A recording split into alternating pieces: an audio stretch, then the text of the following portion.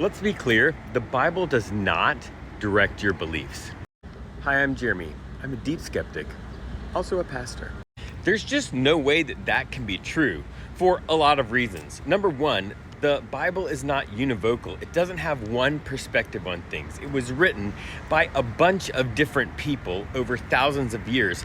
Then it was edited by a lot of other people. Things were added, things were deleted. We have actual records where you can see somebody writing something in the margin, and then later, in later editions, it's in the text itself. So the Bible is not univocal. It doesn't have one perspective. And so because of that, it just can't direct your beliefs, because in some places it says that you should have one wife, and in some places it says you should have a bunch of wives, but never a bunch of husbands, because patriarchy. Which means that if you believe something about the Bible, you have chosen some sort of interpretive scheme to lay on top of the biblical text, and you believe in the beliefs that scheme teaches. So if you believe something harmful and hateful, like all queer people are going to hell, it's not because the Bible, it's because you've chosen that belief. You've chosen some way of looking at this sacred text that ends up in the place of hate and homophobia. And look, a lot of people, it's an honest mistake. The reason that they have that is because they went to a church or are going to a church where a pastor had that interpretive scheme and acted like it was the only one that was available. It's not.